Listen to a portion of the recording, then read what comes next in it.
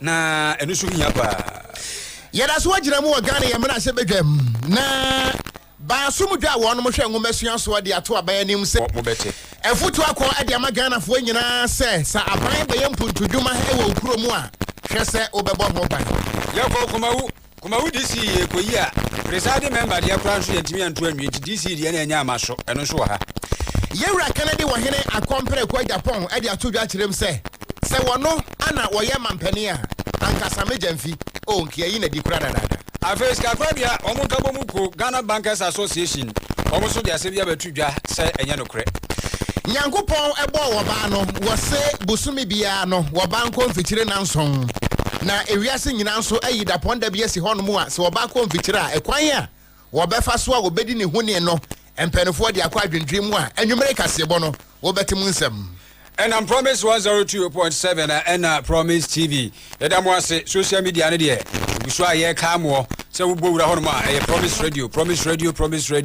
Edamwase pa YouTube nso so yagimatum ya ene mo na ekro. Afi be bia na bia ya behia ye no. Dawroma na chese mo hwe na mo hwe na mo tie episwo. Ye ba se da emanwum ekoi.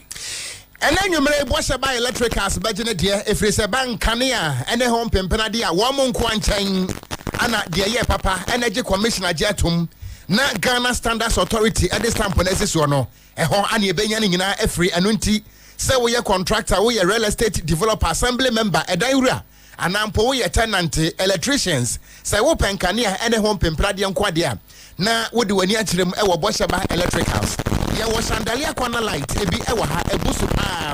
na kasha na so se enema de nyina nso ebi ye solar ana ebi nso eye electricity na sandalia kwana light no efe eye papa gate light wom ceiling light wa ha ye wo LED light 3 6 9 18 and 24 watt ye wo eye floodlight sada nso ana CCTV cables and the cameras ni nyina no ebi e wo ha ye wo outdoor indoor ana 360 standing fans eye orient ebi wo ha sada nso ana air condition de e use USB na eye kama pa no wo sheba electricals won chan ana wo sabetima ka dodo wo betima abowuram ayi ba ko anamienu ana sa wo pedodo nso ne watu aton a ene wo ba eye papa discount nso eda so edum PZ woni kejeti market no edi enhwane mu sada nso ana edum bosha babro satintin mu baabi a Promise FM ene Promise TV Oyrepa FM ya bro satintin ase no wo ba won sabetimi aka bosha ba electricals ye nioma no ebi sada nso ana edum PZ eye antiata akofo abro sano mo nso eniema no ebuso paase akomada ne ntosi wo de ne se obedwedra da mu na wo puto ase obuo na wafre na mbɛn 0322030838 and 0536095966 Promise eba ede habenro the Food and Drugs Authority ajatumu na gaftram ede stamp wasi so no ana ede magana foi batakaria do so ntihwenie ana wo bia obehya jalabi an wa anyina ani so ye kremoni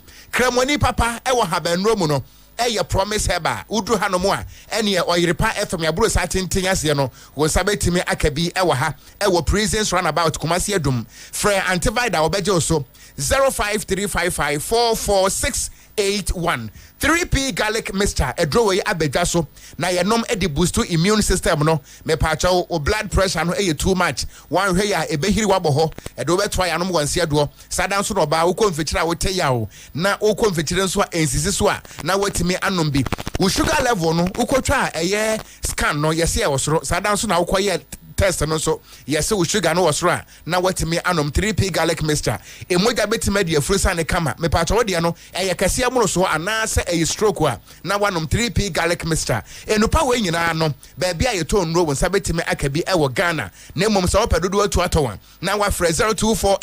0248928824 and 0201000021 adwumako no de abusua wonom edoso pa dodo no aka ho na nwumre yi anuano mienu yesi nkonnwan na ya beje bredo nhwere ba ko de nsam na som wo se anwumre no nsia KaseƐ edi a mejeso eye Ghana Stakati a meeting kura woko Okogyeabour Okran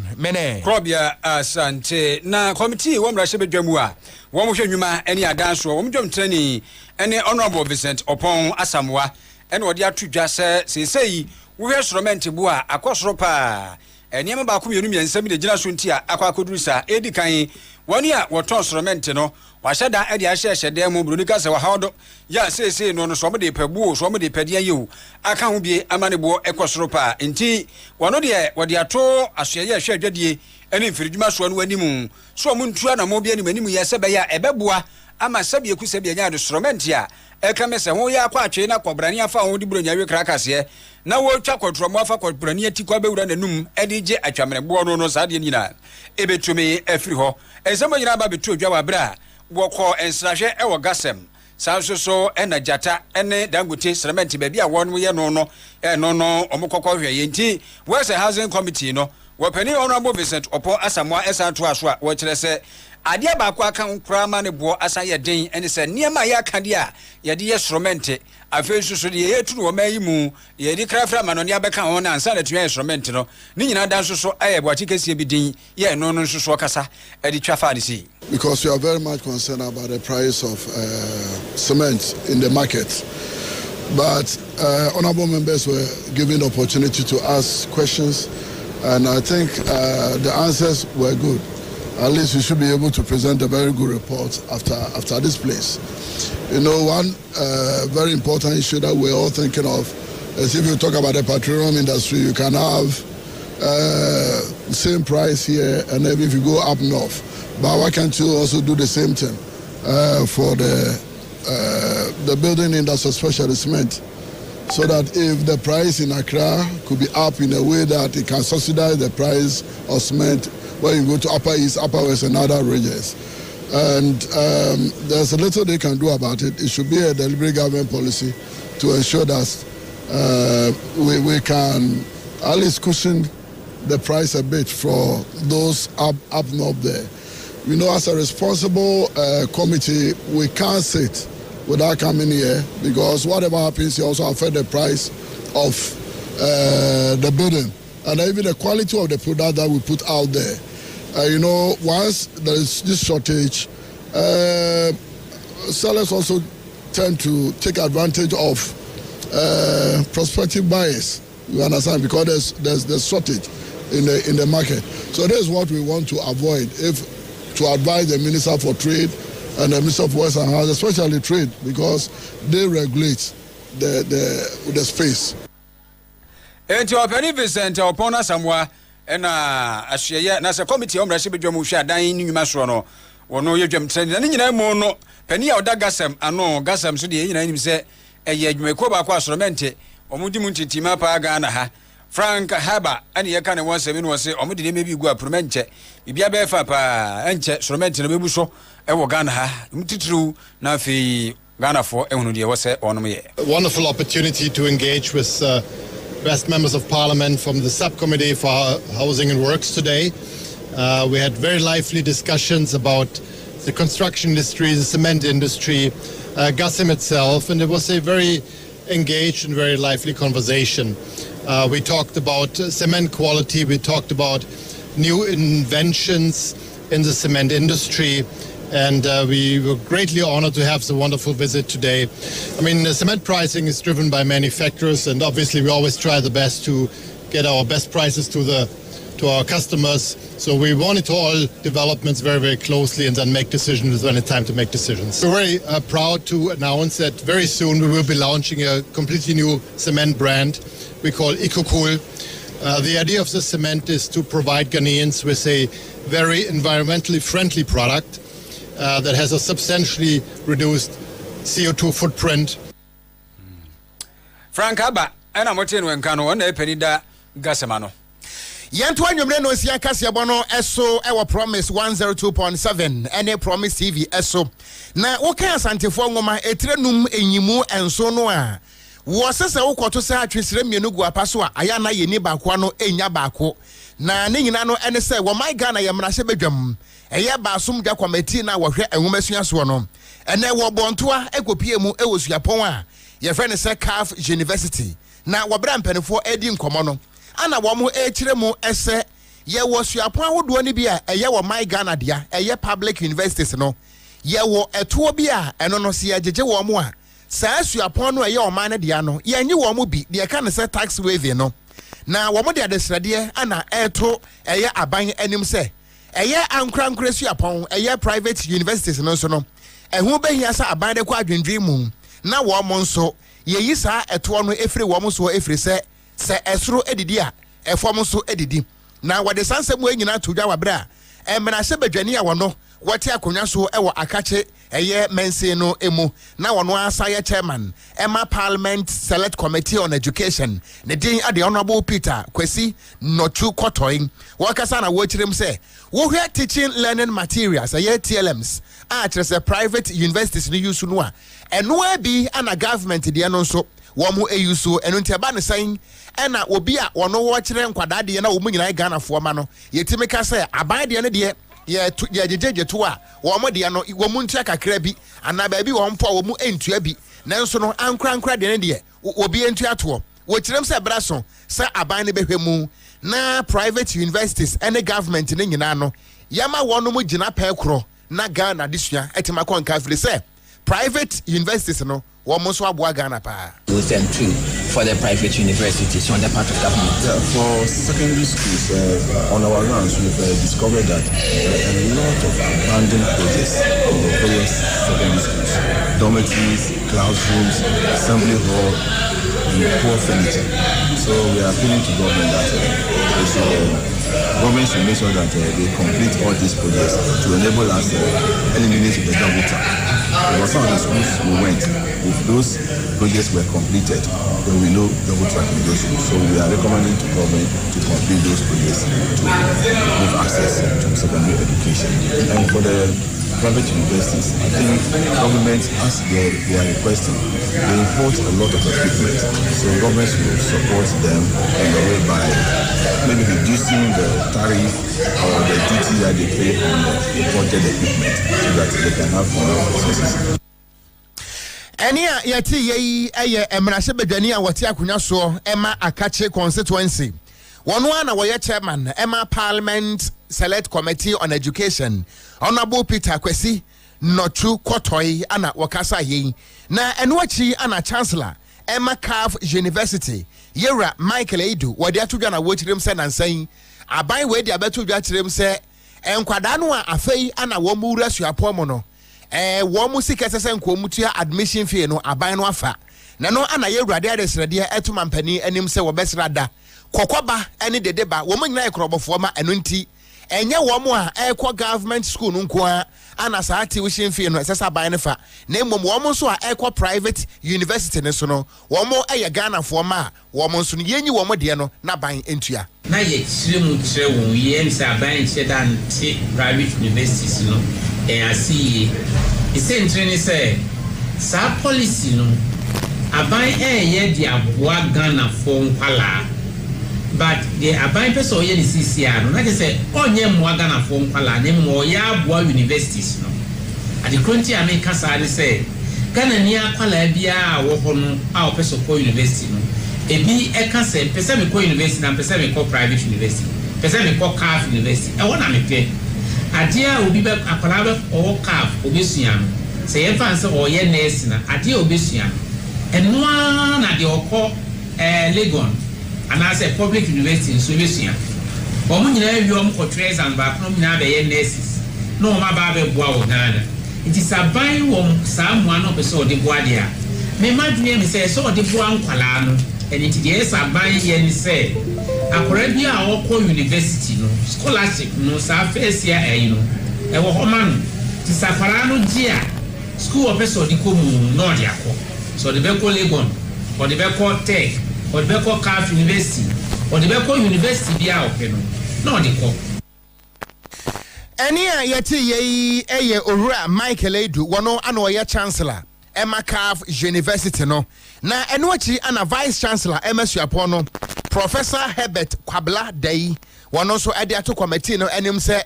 wo pasama ka kire nyankopon wano ato agumframem na ne hawo nyina no ene se wo besre paase committee no wo mo kuroi wo mo emfa wo hawa hodo a private schools no enamo no wo mo ntro engu nkrata so na wo mfa nkoma aban se na be ya emuasronko a aban betimi de aboa wonom private universities no so no aban betimi de aboa won. The main issue we would like them to table before government is support that government has to give to private universities because we contribute a lot towards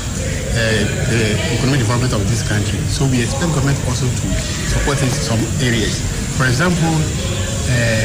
scholarships. We need scholarship for our students and also for our lecturers. And we want to be treated equally. The students here, like our chancellor said, they are also Ghanaians. So if they have opportunity to have higher education in a private institution, they should also be supported by government. If you only support their colleagues who are in public universities, but they should support them also. The same goes with our lecturers. They also need scholarship to do their PhD programs or higher education programs. But you realize that those in the private university, they don't benefit from this. And only the private university to do everything on their own. So we think that if they can provide scholarships to our lecturers, also give them the book and research allowance, that will also help them also. Any IIT a Vice Chancellor Emma Calf University Professor Herbert Kwabladei Anna and Wabra Committee Nikopi mu Ewosuapono what is Sansem Wenano etu Eja. In Kwabataya, your friend Ghana Immigration Service, or Major Pabako. And says, 1 year, our far a quaswa eba womo, a crew from one as we flow or man for mono, on between me, I shall one in Chile, and the city here. Was to be a wood to quine Okogyeabour Ghana Immigration Service, which mean your moon film, the Biarada. Now, one more traffic on Monteso, the kind of soup, no maybe. I want my church, and he pay me away from a foire. You saw me to a memo, Mr. Crane Cratan, yadia. Now, I cried me a candy, Tim Wadi kind A Niger. And they be cross ram, ya who do ya, ya mamma, your move free moon, Abba better my mummy phone to me your moon film, Shuano, ya munano, or more or my moon. Now, the chair is a bromo farm on Tesla and Craboteso. Now, woman to me and Nipan Bessa and Pim, you know, I had no Dianabaco, 2241. Ya, one year from for cancer foreigners. Ya more my moon, or Jaja Kwan West Radia, no, as they say, Cradham said, I was a tragic Acradas was 20. Santasa ran about, I'm a quote run about. You would a children's park, what we say, ya, walk on your social. Tell your crowd workers when you are band as your PO or such a teacher. You are going to get 7 true to can and get this as in natural. I had me papa and Chemo woman. The attorney said, a mumma, your penny for or me has at your chennai 384. And a mumma so me penny for a year I had enum 525. A man Casan or me and Quadano. Aya ahanum aduosonson 577 ena emuma so amoye enkwada aya ahasa anase ahanson aduonum enum 755 na ni nyina nkamfu ano na cheso wonom na no aso 2241 wa ye kaya enti anda soup no akọ so ase de migusu abeka si akyekyerekere wo no owura maka mo akwata wono ena wakasa Edema Ghana Immigration Service. Ni church mo odema yese wo mo chekyerekere mo free mai ko kabo no menya ba ko mako be se du ba ko mia no locations no ba bi etise airport ko to ka de so si form kwa pa so ho a dollars be so ho ni ade anto mu gu ho pa ena Medina Kaneshi kwa me nkroma seka abuso kan ene mia hudu bi a aka oto say those that are undocumented are engaged in these begging and other criminal activities. Immediately they go through and to the end of the profiling session, buses are ready to convey them to their various destinations. We are in talks again with some of the embassies of these nationals, and they fully support what we are doing. And if any embassy, for that matter, will want to remove their nationals by air or whatever that means, the service is ready to support such an effort. But then after they go through all the processes, they will be escorted out of the country by the GIS by road. And they are currently going through the process. By the end of the day, we will know the total number that have been arrested for the day and the various nationalities into which they fall. And these figures may rise as more people are brought in. It's to be conducted across the country, especially the major cities. So Accra is the launching pad. Definitely within the next 24 hours or so, the other cities will begin to experience this move. Into Ramaka Makwata Namotin when Kana KaseÄ Immigration Service and watch as Ashasia one crying. Na acha domire edunu ennan entem ndi enfa ne se ekosi wachira kono kwesi oh no matiesim na kropo ado no susu ntikuma se de mama na mom to monka mo ho wo mugu apa maje kyerkyere wo mo mo fo mo enko enti said ye tie no pepepe na we o cheche mu so mo de bases bososo no kra no e be sisim yaye enti se mali na wufiri a ene ya contingent mu na mo kro no mo ma bai ba bia mu firi bia no ye do mbekọ kakrakra eno no woto aso se ese adwuma no de ombekọ so no ma ye pa na we nu e ba ne sa no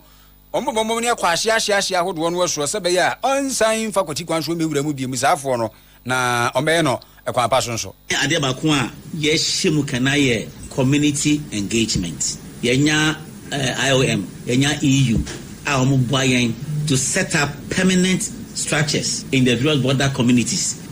yati dinkoku border citizens no eka ho omukwan na chairpersons of these various committees botane say abibie mu no yehia ne mo nchecheye efa illegal crossing, terrorism, any human trafficking, child trafficking, all these things. Nanti omunya that kind of education boa in attitudinal change. Say adi ye nye bien. Omu say dia nye sika say but omana swinje omana bambo ehun hia. So I wouldn't assist or aid a foreign person to enter the country because what for not talk that's why the rem now na for a phone call the rem no. Woni na adwin. Why you say be ora keke. But you don't even search his luggage. That's what I know. But you my woman and I say, but there's not one so no. You wouldn't know. It's yes, say, woman nyina yamboa Ghana Immigration Service or but and all other security agencies. Na ye hu bibia e kwaso motema enya yenyi security persons asutire na yin take the needed action. Very makela makwata na mutene nkano kasa ene Ghana Immigration Service. Yento KaseƐ no so na yenko ensam foforo emu a Sika Krabea baako a ne din ede Amanone Rural Bank. Yamami a wono ana woye dwam training ede ma board no. Eye ohene yire Augustina Asare Osai. Ene wadi adwumakuo nanim akotu ensuo ede ama enkrofo a wonya ensuo enom. Na wabra yamame wokasa no ana wo kirem se wo mai mu ayetie yi akwasi broni ka bibi se maintenance culture. Se de ye wo no ye besiesie de yie ye be kurakura no yie ene ye se baabi na asempo a ye behwe ne ye be maintenance ne nyina no wo kirem se renovation ya de Ghana fo mpe na mom Ghana ni bia no e pa de foforo na no na wakasa na wo kirem se ebi eye se bia NGOB ekuo bia en sha ban ase sada nso ye wan krankra bia wo twedi ampanyankro pon kwa me anafra na ku ato wo nsam philanthropist wo mka ho ane ye wo adwapade ne mpuntunwuma bia eyaban no na eye ede makro no nanka ne bota nyina no ene se ebeboa nanka ama wo manfo no wo made so ate nanso wo kirem se okopie mu wo saa niema no ho a Ghana fo enhwe ne yie edan na ebu a ye hwa amana bu se eye park ne aya ye hwa amana sai eye car ne ato a ye hwa amana sai ye mame kirem se saa de no a Ghana fo ye nsua no hadwen papa nanso da bia ne ye pade foforo wo kirem se obi beye bibi ma wo a saa de kro no bo ho ban yie efiri se ya anya ama wonko a enchirima nso a ye nwo mo no se na be ya wo mo so benya so mfa so nti ana saa de no ho behia sese ya ban na ye o saa nkra na ye o no abo ho ban wo bra wo kasa na wo kirem se ensuo ya watu na wode ama eye St. Louis College of Education na eye Amanone Rural Bank for ana asie wo besere se wo mo hwe ni ye na daache bia no enchirima nso ba wonya so mfa so no sabi ade no wa wo de kwa na ehwe so se na nya ne dia because Sophie say as long as no an investment in no dia onye den who says so hard in but ya show mu say sabi nso na nyom kwa dia school no baba ha 3 to 4 years but that chinchiri man no baba no so timi so ade no mu ye no so ye de etimi nya ho emfa so saa na even building esisi amomo si ye no omomo ba ifie so ye ma omo so so mu take advantage no etimi nya ho fa so nti ya show mu say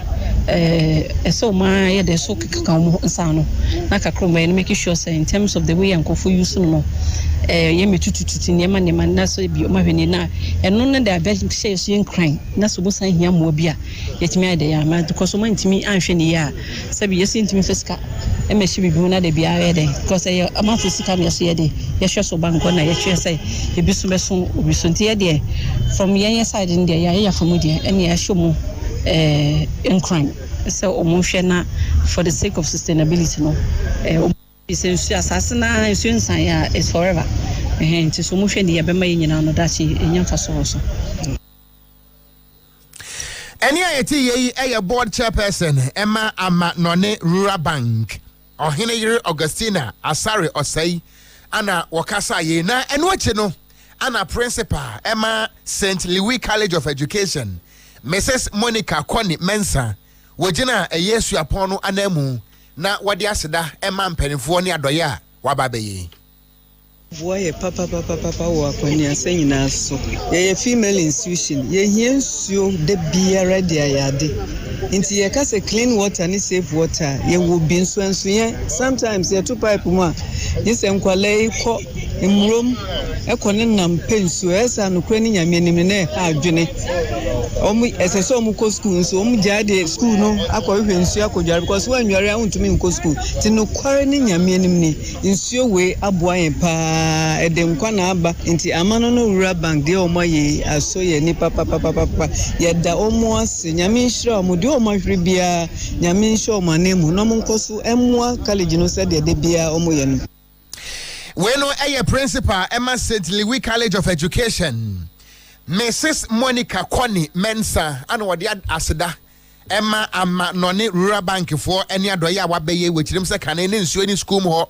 and until Quadai waiting me did may Emma will fruit your saying, say posting in Pabuaho, Nansuna is your wedding. And what you know, Anna, Ora Daniel Bediaco, one no Anoyeti Brekese, Metro Chief Executive Officer, Emma Ama None Rural Bankano, Anna Fensono Management Members, no, Wamakabo Moon, now one more Hremo esse, Wamakwe Sika Krabia, and I say Wamakwe Banki, one a year corporate responsibilities, and it's a one ewa asedi be esese wo mo ye ewo nkuro ne amaya wo mutimunti anenam so a wo mo eye de wo mo ye no o se amana no rural bank bank ni nyini ana enyini no esese o man no ani kuro a yeso adwuma no so enya so mfa so ana wo hwe ba bia etiti teacherfo musa ye ma na omunya nsu a yeti aso na haye ne the board and management adwin say see bibi school na nimonyam ana St. Louis Training College so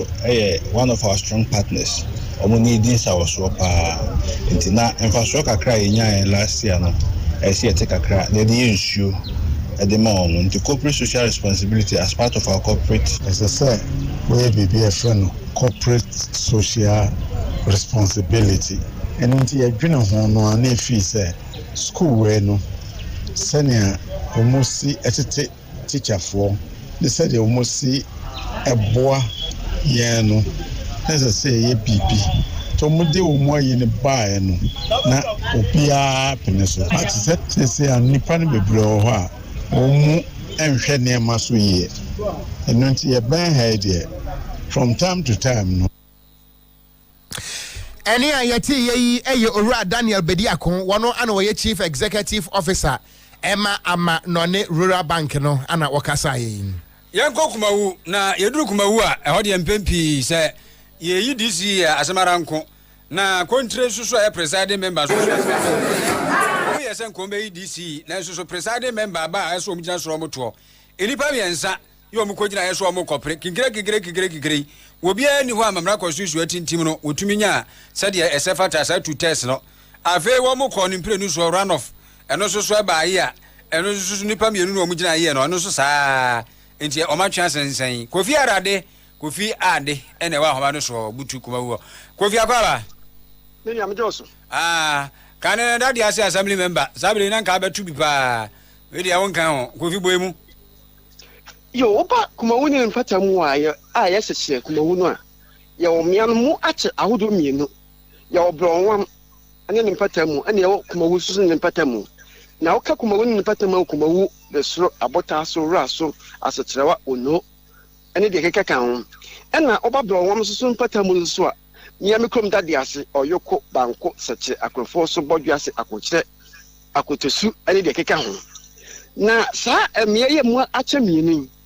ena aba amanyosa mu a poso akese ni nyina ka sa akodi kumawu side ho eti aka sa PM no ena ka bro wonfo omope eti nam sa PM ni ti omo ni di politics ati bia no enno anadwo omo nyina akoda a omo firi bro omo nyina akoda kumawu so mo ye campaign se bia bro omo nyina obetini awini akonya no edi abra ye bro wom na ja post no so ohwe MPP a MP a ofiri Bodomase kwasi amankwari a aban na boni din so o me DC o se chekumu onso firi Bodomase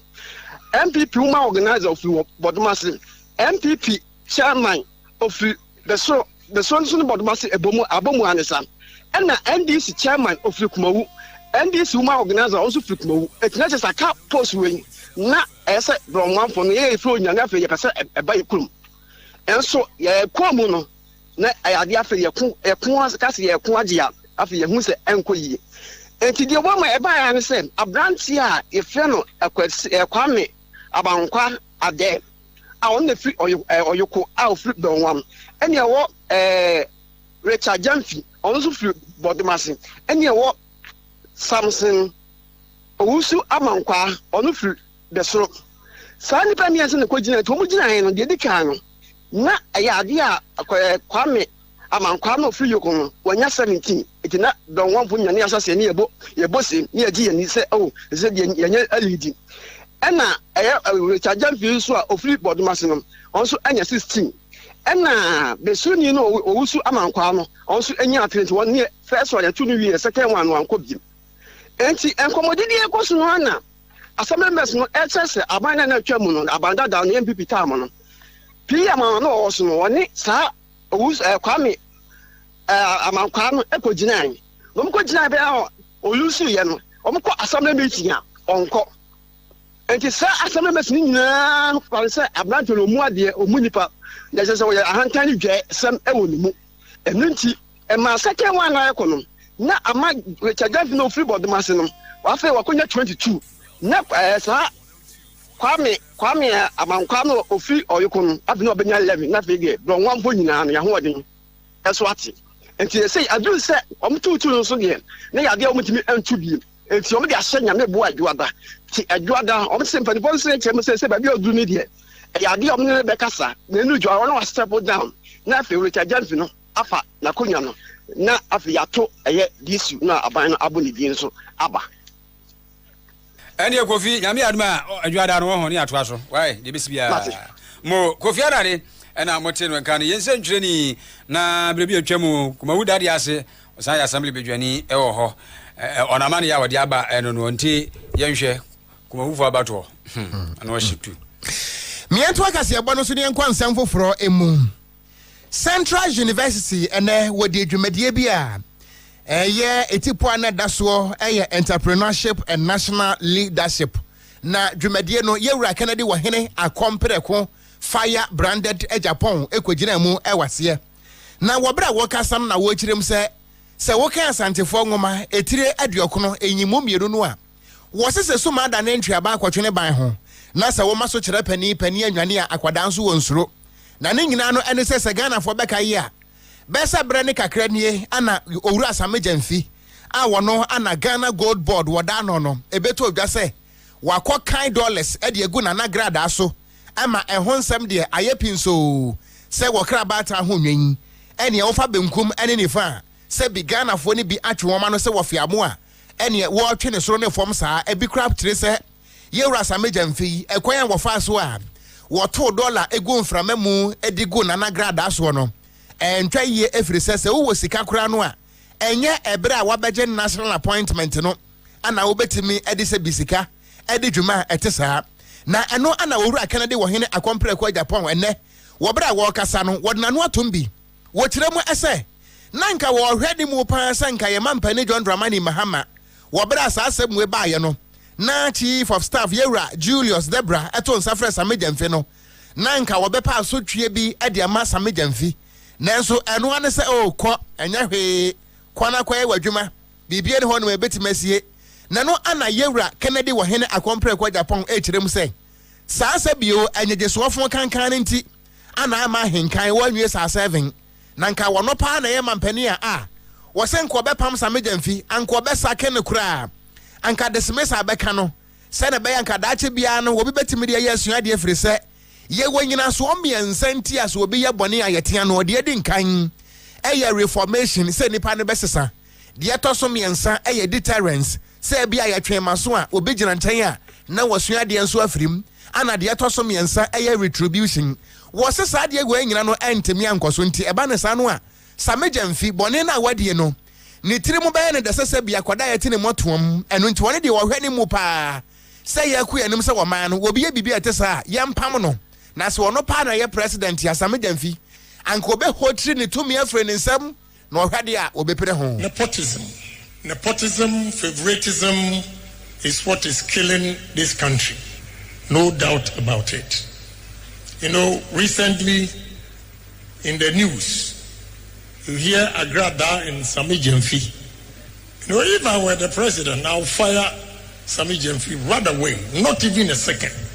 because the evidence is clear. I don't need to go and do any investigation to serve as a deterrent.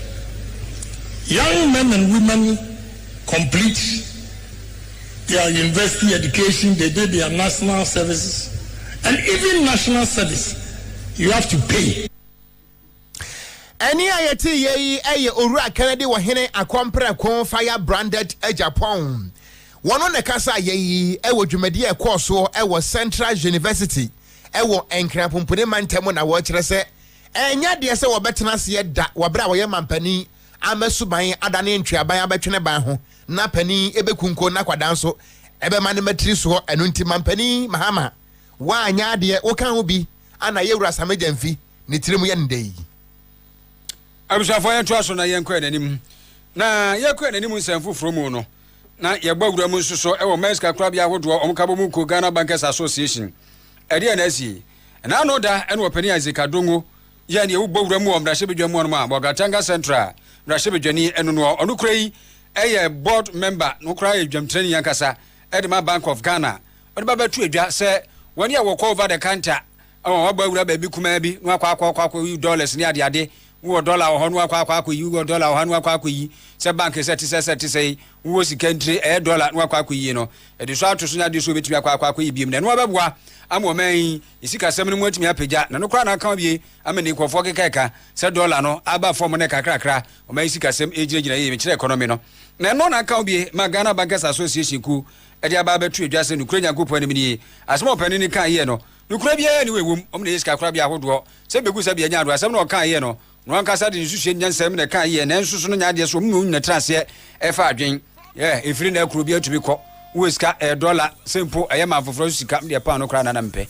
aha wo bia kokoi wade uno bia eni asem upeso yi nko ade a owura dwana wia na odi kan de kasa. The point is this, I want to be very clear and unequivocal on this particular matter. As banks, we have not received any directive from Bank of Ghana that bars the withdrawal of foreign currency over the counter. As we have been operating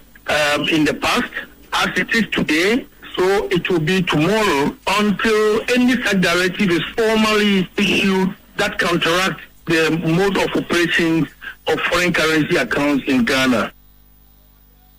Well, we are say brecha bedua. The tiare say was sika no betumi de ade opebia betumi akoyi betumi akoto eguso eye adwuma ti asem opani adongo e kan ye no mpa fitia na opani aburuburu su bia no kan sisu dua se anwumire ye nto Ghana fo sabe ye nyina ye som eye ono na eye pani eda Ghana Bankers Association me chese wono president ekoyi ha ntimi mi obi ha nyame adomo a akoyi mi pounds what they are pound sterling na say sterling na kasa o himadi ni bia we could I say Ken and 3 dash Jowa will be with me a chimbi. Sebe ya menye bi akuyi. Presla the end there Burkina Faso sefa. Burkina Faso sefa. Edio. Azemo. Ya to aka se bo no so akwa ni mu ana ye kai wo saka se boyin. E free to for mu a etwa na ho se eye enkradoko na eda enkurumankwan mu. Na akwese tefra hwe ase ye bu ni chi bu mfumpasa no a na ye twifra nam so ye nam Ghana fa na ba bibiada ensam na no oden se bullet ye dikum Gaddafi na etamu se ba be hini ntosi agbomu a huru twiri fa so pa se premier ya bekwai ye di free promise 102.7 and he promise TV eso ye konsam foforo emu ema no me country boy monyi mi so yei kanenu a na asewi asese bi anibie emaye no civilization na emaye no se waba ko mfitira ye wonsem bia ye keka na enhye de nyina so obroni eka ne se perception and misconception ebi aye stigmatization se bia waba ko mfitira ne ye kansem anan mama ne nkotena fie eni kwansa ye ne no enom kap ba ko no adan a akwasua ko mfitira nti eni kwansa aduane mpo a wono no eni kwansa chese eni padie anei ababa wura awade mu kura mene asofo ne bi kire se wono woyere tena se woyere no obu ni nsa wono aduane a mani efiri se oba wobu ni nsa no aduane se be medi a waku ne be ma ana waku no sunsum nanso sa asofo na wo piriti sa no wo fa chensen ekoto waache wa ajara hodi a wo misase ajara wo bu nsa na se wo bu nan na wo todi sansem wo enyina no huhu sem eyensem hunu asebio eni enyina so na enam so ama ewiase amansa ku batan wo yida ponda bia si hodomo a ye kan se World Menstrual Hygiene Day na me busumeda toso aduonu enwatwe bia no ana ewiase nyina edi dwumadi atesa na aya na mpanisi ensuo beto amframa ana di nkan eno nti adwumako bi a wonhye aban ase eye non-governmental organization ye fe no Okogyeabour Foundation wono makwa ya doye bi akoya nkyerɛkyerɛ edi ama enkwada a womo esua de titiriw ene mayo a wonom ewo botia no eno ewo botia no English amanfrom kropon no mu ewo nkrampompode mantem na wobra Okogyeabour Foundation koye no womo kwkyerɛkyerɛ emayo nkwada no sene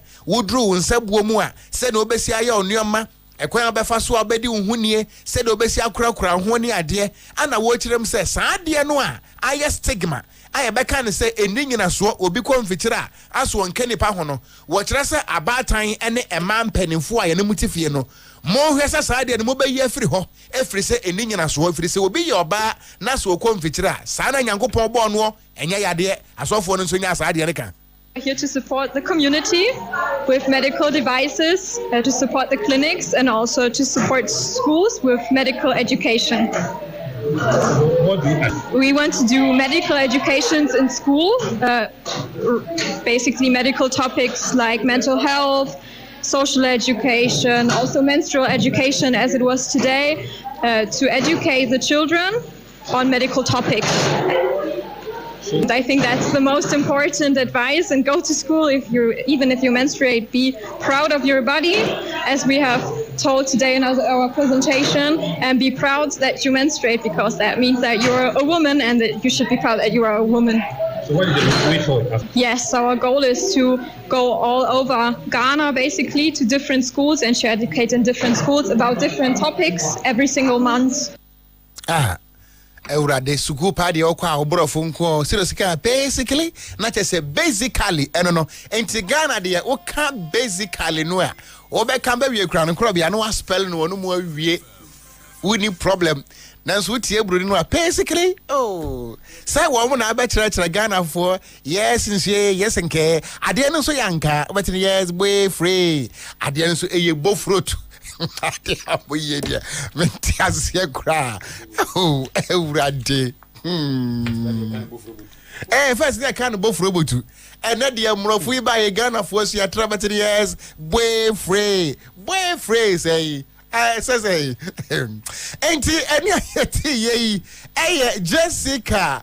Matisek wono ana woye founder ema Okogyeabour Foundation no na eno ache no ana Orua Prince Owusu Mensa woye physician assistant ewo Bethel Clinic eno ewo Botia no wode ato emayiwa nkwada no nyina nimu se wodru baby se wobu nsa na se wobu nsa fa ne se e ka brabo no ho na emom no enyamfom so akura sanitary product ade a ho hia na menstrual hygiene so the right of every child, especially every girl child. Enye ade a e say ye di agro because ye to me ebo ho ka na ye ma sanitary product affordable. Em say na say who say aban a abai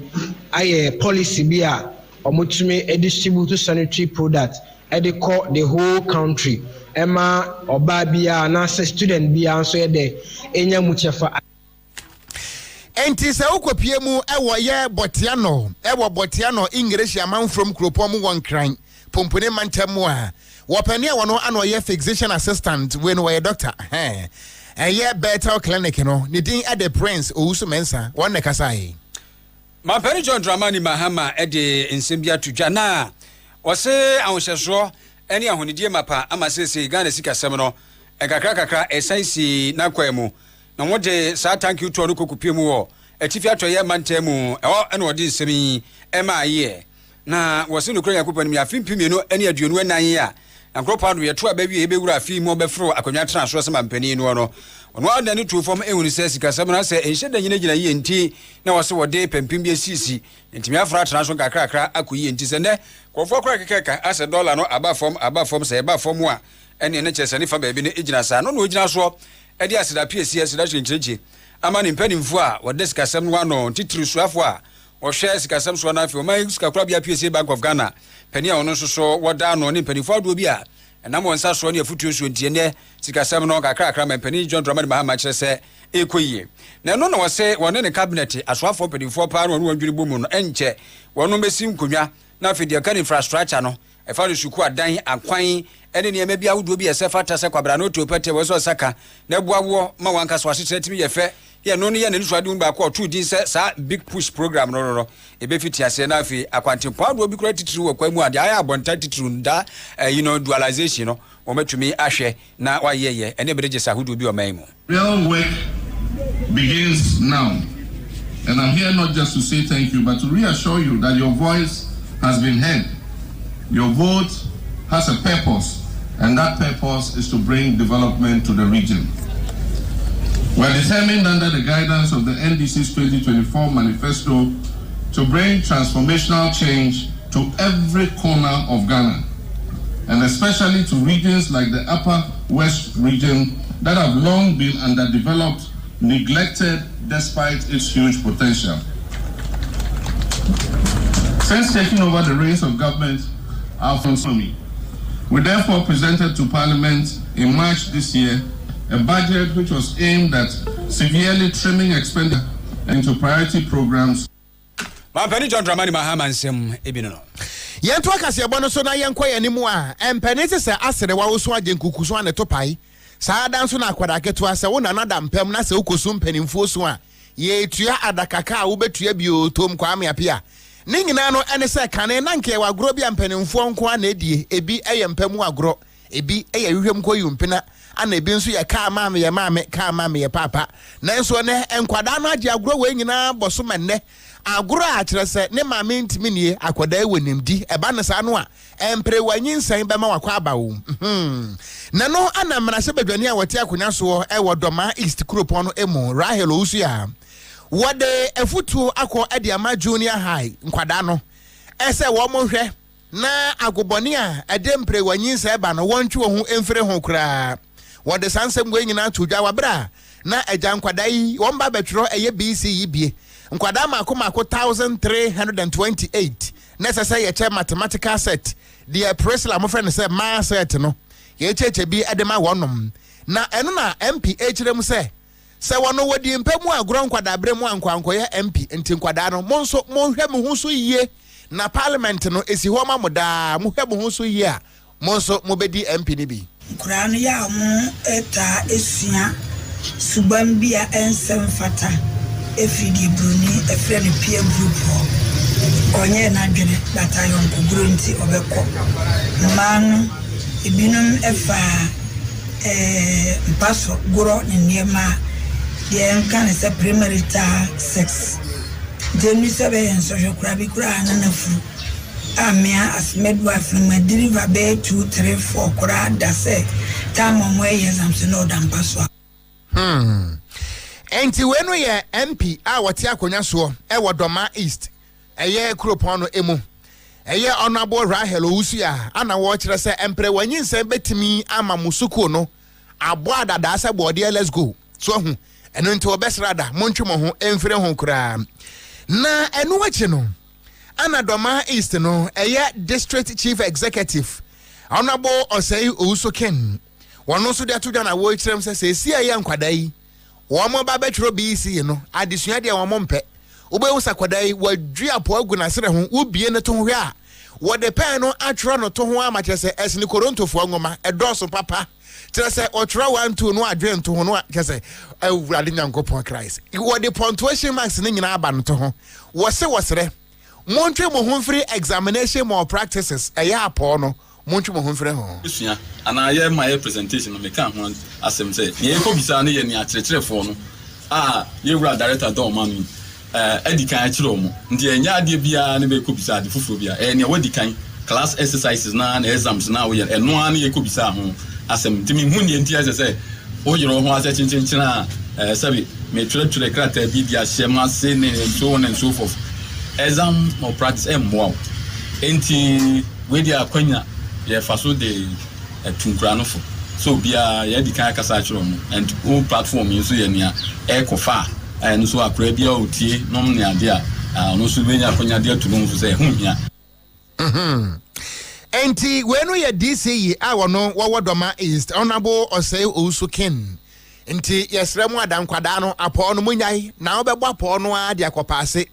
afi ube wie no wo certificate no de so ofe ye bebusa wo no na wuti no etua so sa akoko a waso da ye hwinim enti na po no fa so be na ba so enti ya mu nsu ya de wate mu na eno achi no ana Owura Philip Adom Danso wo ye Doma East District Director of Education wo gina ho bo ne nsam se Roma fo ekosi efunu e de aseda e ma mara hye badwani se watimi ehu nkwadai mobo na ma se te pempem wankoma wacheche de ma wonom na wosere se nkwadai no moma esomra mfa so pa itwemru na penfono timi twen e ma ka bia be 3 days na dem bibisa abrami na mene honorable den penfo tradition so o ka so no de wo sesa formula no o di change number ampa so change na sate ye den e ye jima menia honorable KaseƐ o my masset nankora no mfa nkoturu supermarket Owura Philip Adom Danso wono ana Doma East no woye pani a wo hwe ngomasua so ana wo kire se nkwada no modachi ni kura muse kosua eno nti mo anhwe ni ye na sedan bo hono mo a obebre se enti ano ye nkogbo ase na abusuafo Okran Asante ye no no ye manse adwuma kakraka ewo ogbo ase no omo nhye yamdisi omani suo edoso pa baako eni se foto ado ogbo ede to no betumi bia yi yakwaya akwa baako ya ye hwe yi eye de ewura na baatu no soro no esane ko ETS no omo se omo ba besiesia be na se munu chiao aka ma hyenfiri ni patem otu ayefe Owura Samogbachi Pobi ene managing director Okran Asante ogbo ase mai we say aban djuma de ba ye nyina ye good citizens Okran Asante o hwe ye ni oboase said ye relationship netina na je say oboase any AGC and Okran Asante and Okran Asante ye oboase na ye hwe traffic e wo ha o hwe road na etimi cause a lot of congestion wa ha obehu obi okodine djuma bi wo Juma na say oko baby no otumi spending a lot of time your friends fine. So by doing this particular project a bit easy traffic that's one thing a bit more productivity across road wo boase ha obi betumi akontem no aba Owura Samogbachi Pobi eno na managing director Okran Asante na ni nyina emo no kropon krache mekire mampani krache ya wo ho atu aba no so foforo kra maame Fostila ba apia kanin na wakase eji adwuma ekoi ese woboase ne mo se eji woboase dia ene na momfa woboase 42 no mo adwuma ewo emansinim say na ye hwehwe sabia so sabia nyado se omo wo kroma nka de ye pene se nka ha ebe te se Johannesburg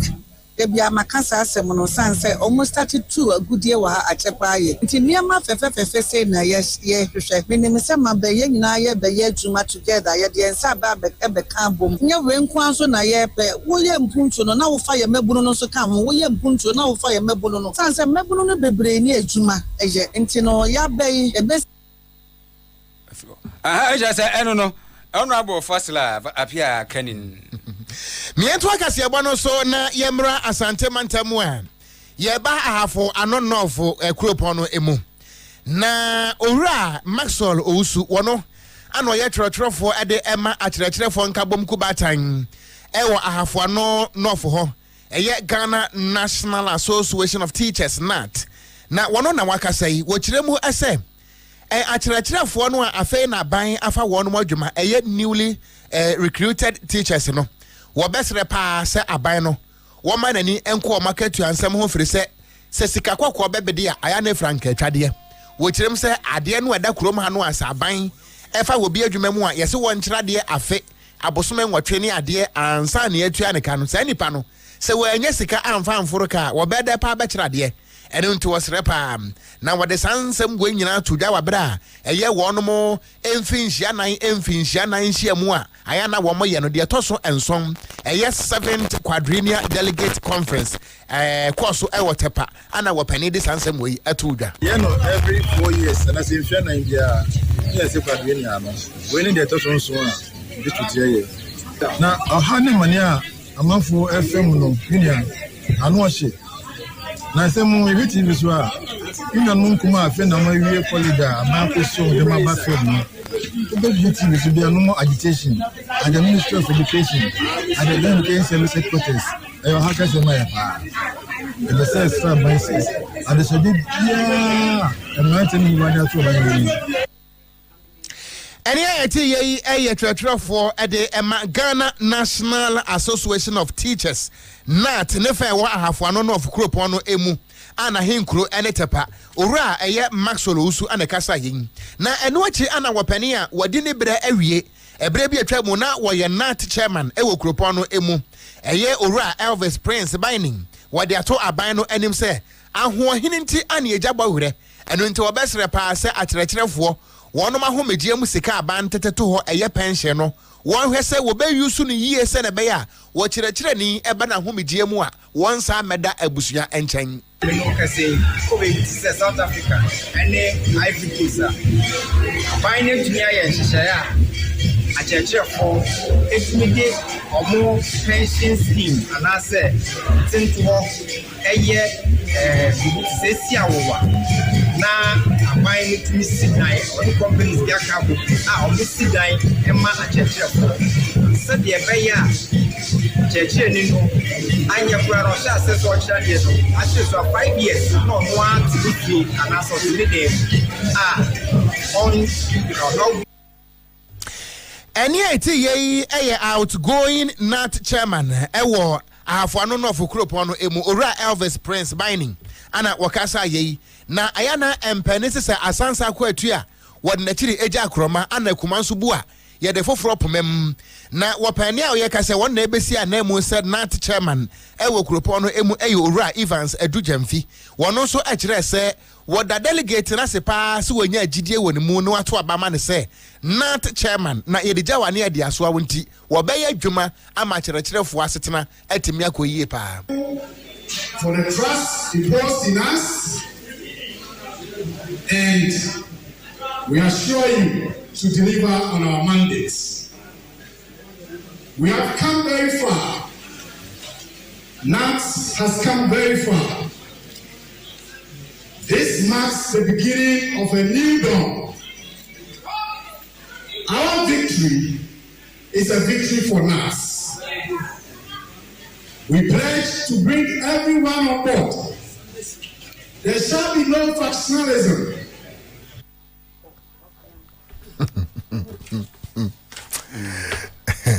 Alright, Evans Edujamfi, one na sabre were chairman. Emma Ghana National Association of Teachers NAT ewo eyetepa ene nempotemo Krobea si apon Okogyeabour ya oti ubos adwumepe ya apon yeri kofie fufuni ampesi tata ho hure ke pon ne nso no di fufuni abisire ntwen kakra Brasha Majani was a contra to a person western of Mantem, honorable Pass coming Qua, and what ya tuja, this war, a boy can Brasha Majani, honorable Alestate, say a quarter of us,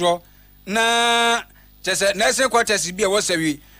bopaho, or we are so more and one hammer and yen yet the see one time, Ukrainian group when you not, and your cry. Reinforcement, nail. Baby, I just say, here say, it makes me a curse me, boss say, blog on a cry, lay, ya, de, a sea dino. Makes me a curse, the standard blog crown, per sand to cement a western Kayusuno, problem, Pranso, do baby just to convince the populace say into Abama wanting near Koto blog ni bi efri baby asana yaba na nyame se yan kan correct International say honorable Pastor Kwame Nkwa na this year contromra honorable Joseph Apia and was say social investment fund for titru omo mode na fe contract na kra no omo hwembiem kwa mfa so ne kokodi je se kan bra se bedwani no kra akse ya wono no na ni di akire ensoso project kakra kase aka hui me beye DC eye bosome ba kuni la assemblyman owo bopa Kofi Krome electoral area ema me so te say ye see nurses quarters bi wa na nurses for no kra kase ti ye wi omo metre me say edan ne papai edan ne senke eti smart assembly engineer ema ne be hwe ampa na report o de ba na nye kra na project ye duadua mu a former member of parliament Ora Alejono Boatete on the contractor of the project. It's the company I Jempeme company through SIF any the project no emano. Now project we say twaso a disaster. Enti wa panu Joseph Apia wi e pe no manfo mo patem wo chese no krepa na omkomu ni nti e kan bi ma kan e mra she bedwani no timi ja de ne si wonu ma sex akwa no bopa ha no ese quarters na ye former MP ni say o si amaye no ye mpe o medwiri ntu no ansi foforo maye ne contractor na wa si danfo sa de si wa maye no so wa medwiri ntu amu no ye na adwen so obeto so a ye kama aban na te say wo ba de ye be ye no ha no ebeji wo monsa ntu o monhwe because all starting ye hui ye kan ye nam say o mu nipa no mu nim say o man na ye timu no ye de nipa na ye den chichiri o man no o mu nipa nti no de o mu pena na o mu ye te say de o mu botom sika na say nyame adom ye man pani aba ye nya DC ye nya MP a nyame mu adwene ni nyansa na o mu gine nipa ho o mu ko hwe nkrata mu hu say na nya o mu botom sika na ye o man ni sika na o besi we ama ye dia ye kama na te ase say o mu di no kaka we mo de dia no na o mu si quarters na e ma ye mpeda we so bi ba so beto contractor ne ba so beto da we so a ye ma ye MP atia say ye don pa on fan kramo aban ne say we nkwa na on ba beto so dia o mo ti asem we ye nkra we enkoma ye MP dada na say dan ehwe wo Promise TV ne Promise Radio show social media handles ne so what me say dan no ebu awie kura ne siwi ebu awie akase begigim agu fom preko we anya dan akokọ kro twam a we hwe ntra anya yi a ebebu akuma akokọ ba ba Krobea onim on a more serious note sa dan ya eda TV su ya ye hwe se ye de aban sika na si ya has must rule se ye de aban sika pa na si sa dan we ya na aban sika nya na ese na yi na sin quarters na no mu si ewurade nyankopon na sin quarters e wo se hwe bopa TV for no mama video na so kakra mayen oh na Ghana fo yi eda na da so no enya nkokobu o ye say nursing den nursing quarters yesi ama nurse fo abetenam hwan na esie eye MP anase hwan me wo fa kwesi wo nankobu bi aba na we yesi ama nankobu nkra ho bi echen abu awie me say mampani mo forward video ma mampani no hwe bi say the aban sika pa na esi dan we ya has must rule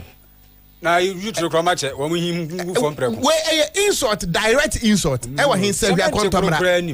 cement krokra nim we na ho apa say ya abu awie Jesus Christ we dey mam show from a jump petrol bi stop kakra bi e be him agu from we edan say ne fe no ewo ebetene no ewo a ebetene wo betene na kum nipa enti yetimi ade yensabo on mine sikam si dan ma nursefo hwensem hunu we ayatam didie direct omo na mo kra hwe my god yenye na mo pede hwe mo kra me na mo kra me yemche blog yesi sure betimi ya begun we don't support violence but the mabunu ne ka no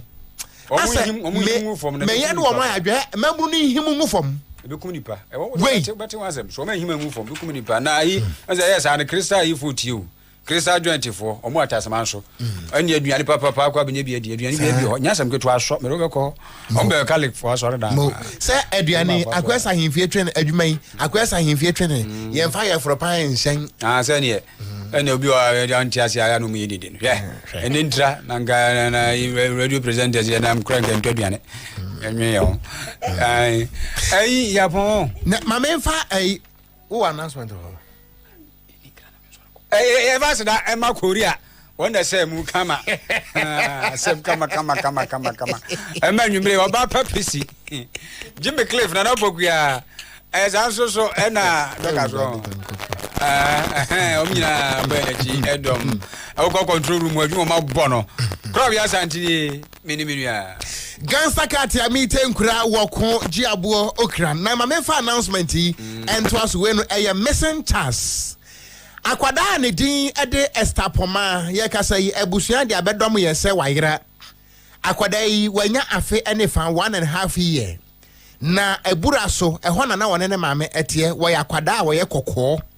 Na muntio ekwan akwada keto efa so a wayira.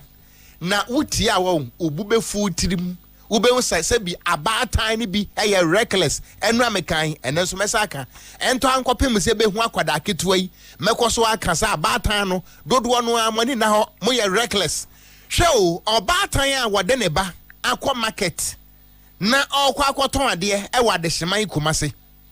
esi eye 12 of this month na chese na ne nan wodi akwada keto asai akọ market se wo koton ade wo kumase akwada na ni kumwa obatan se bi common sense kura kire o se fa oba ne sha kire na fa no ton ade kura wo ton na wakote no de na to baasi ya pake obi ka wa pake si homu wakote akwada na to city bakoso se wonna na maame a wote de ba bi a wasi ni trase a wode ntumakuru no ho obatan akoka kire maame ne se maame yi mede meba abeto ka no mu ada ntia na wahwe no amame na watimi agya akwada ketua no ho se me koton ade 2 hours don hwere mienu achi ana wo ba ye akwada no onaka anum maame no nso a wugya akwada no ho ma no se won hwe no nso a maame no nso nte ho na ubusa maame no se na maame no a wugya no ho sa ko won hwe akwada no wunim no wose da bi minim no na ote ho nam se wo de se wote ade a won hwe me ba no maame na me koton ade aba. You see, this is reckless. We are reckless. One makwada ketu edi abene kwa ye besre mamo hwe de etu aye chinyesa na mono monwi bi da mom ye hu akwada imobo na ba bia mo be hu akwada bia no sanka mo woni mfoni ni kra nka mo de to so ma yen ya papa sakwada ketu 1.5 year die ne de ne koye atete be no namu na nti obata wonsuno mu ya de bet mom ye nka no kra nkyere nipa ka no kra kyere damfo na damfo no onya problem o ha oni ho yakasa yi maame no wo hu akwada ne biem 1.5 year eno am hu ne picture hwe kwada ketwa ne ho fe ebusua mo am hwe TV ne de ana oda so yi na mo am pesa mo tie radio na mo behwe bie na mo boa ye no akwada ne ho fe ne ho anika na nso no menka ne se wakoto reckless madansam enti akwada wa yira yesre wa obehu akwada yi bomade na fa ne bre yen Yerepa FM ha anasa Promise FM ha Promise TV ha mesre monfa ne mre yen ye wo Kumase na otimi di ne bedru a abasobo mpenefo bebo wa abaso pa anasa obetimi afre number yi 0240 616 008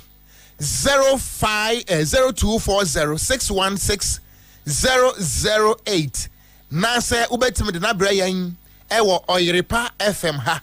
anase ubetim na ko police station bia no a eben wo akwada yi ni din de Esther Poma wanya afene fa wo wo akwada duro sa mesia na ne ho ani ka de akwakosie nya hwe nyankopon mo aye ne hu akwada yi ewa bra wo tenkwam na ne ho oden na mamefa birthday yi entoaso. Happy birthday and confirm within at the Cecilia Akwanten wo eye ekwan e wo Cape Coast efri eye John Baba Sogi Mustafa eho wono so ewo ekwan Cape Coast Manest Royal Hotel and until once again happy birthday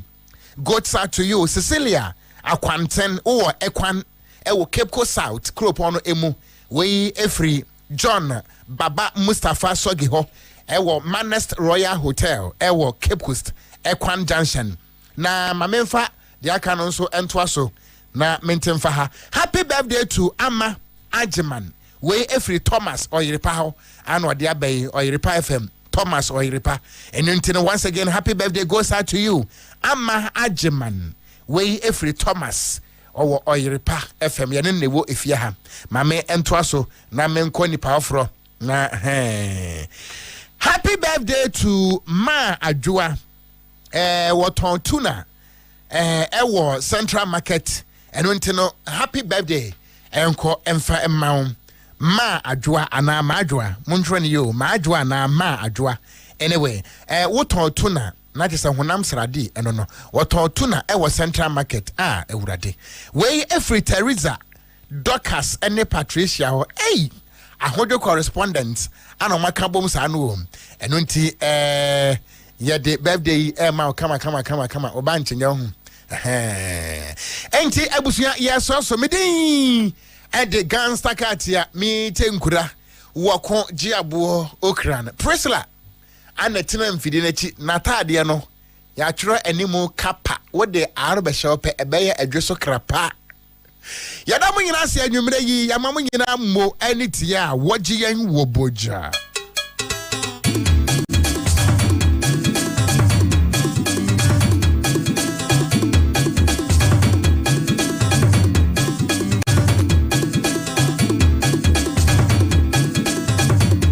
Promise News. Promise Radio. Promise Radio. Brothers told you. When you feel lonely or you feel down, tune into Promise Radio 102.7. So yeah, this year.